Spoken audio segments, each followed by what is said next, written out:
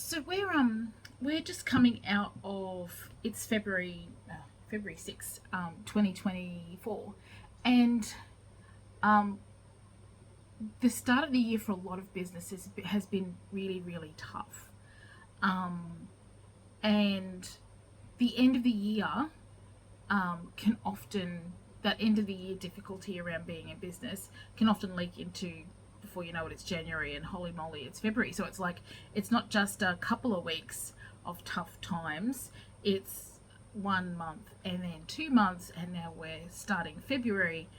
And okay, where is this slow period going to ease up, and when are we actually going to get back to work?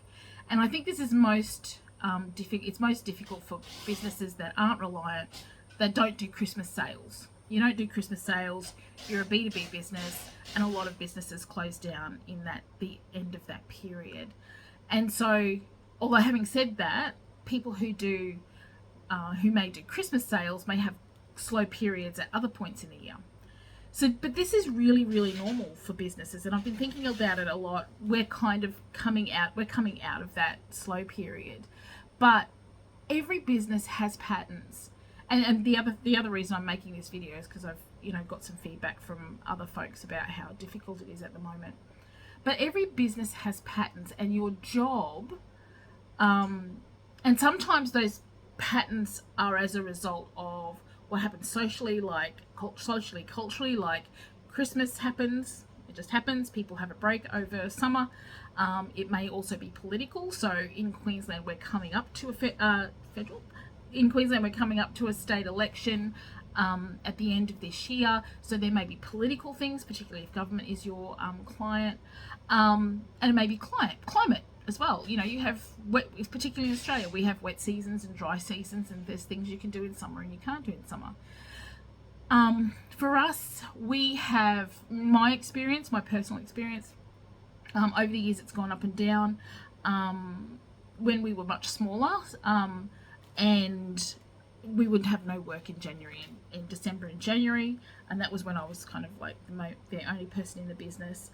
And we sold t-shirts. So my partner is an artist, and we had t-shirts that we would sell, and I would literally be selling right up. I would work till midnight on Christmas Eve selling t-shirts, and that was part of our revenue generation. And the gallery that my husband is represented by, years ago, used to have a Christmas show, and so the artists would be invited to create small works that they would sell for $100. So if you made 20 works, you'd sell them for $100 each, and it was a really nice little cash generator during that period, because while in the small business world, where we've fought really hard for decreasing the payment terms of our invoices. So I think in Queensland you have to pay within 28 days. Queensland government and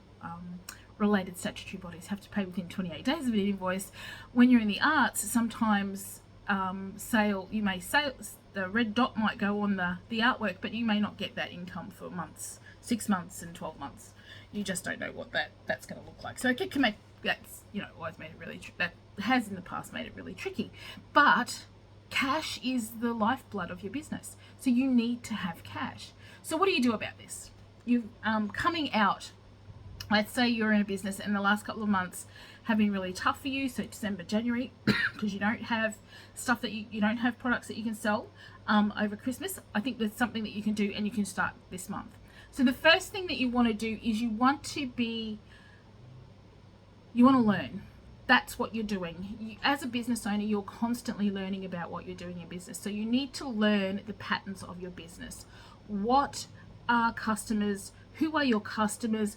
When are they likely to buy? I have a really good buyer persona that I did for an activity called Connie's Curries, really thinking about what are those, how long does it take for tenders, the forward planning of tenders, like how long does it take for tenders to get decided, that kind of, so really understanding your customers and understanding when your patterns are and what your year looks like. That's the first thing that you need to do, and you need to be really honest with that. Don't be I don't know if this is the right thing to say. Don't be hopeful. I don't know if that's the right thing to say. Let data drive it. Let the numbers speak for you. Let the numbers tell you the story of your business. If you have no sales in January, what is that telling you? January is a slow period.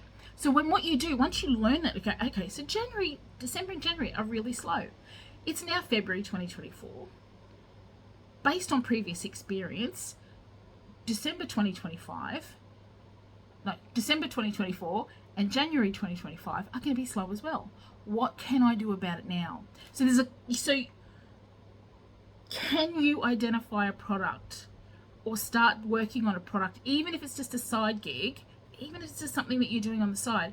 Can you identify a product that will sell, or more than likely, or have a better opportunity to sell in December and January? What can you be doing now so that by the time December comes, you're actually generating revenue? The second thing that you do is you're calculating, okay, over December and January, I need this much to keep my business going, and I need this much to keep my mortgage, keep my house over my head, and get Christmas presents for the kids. That money you need to actually be putting into a separate account, because that's your Christmas money. So it might be your holiday. So think of it, I don't know if you're listening to this, you might be too young to remember, what did they call them, those Christmas club accounts? Do you remember a Christmas club account? And you used to put money in the Christmas club account and you couldn't get it out until November. Start yourself a Christmas club account, so that, hey, it's okay that we have January and December and January are slow. Guess what I'm going to do? I'm going on holidays, or I'm going to stay home, or I'm going to do a bunch of work that I don't get to do when I'm so busy selling things. So that's just a couple of things. I just wanted to share that. I know how frustrating it is. I've heard a little bit in the conversations over the last couple of weeks how difficult business is at the moment for those businesses that don't typically sell at Christmas time, but also for those that do. We're now in January, school's gone back. We're now in February, school's gone back. And so, people have stopped spending because they're like, oh my gosh, I spent too much money over Christmas. So really using this as a learning opportunity to go, okay, this is what I've learned. This is what the data is telling me. I can either, one, lean into it and just go, you know what, I'm going to have a holiday. I'm just going to save up for it. Or two, what can I do and actually increase sales during that period? So just some thoughts, just some quick thoughts about, what's possible. And if you've got any other suggestions and tips, please let me know. Cheers.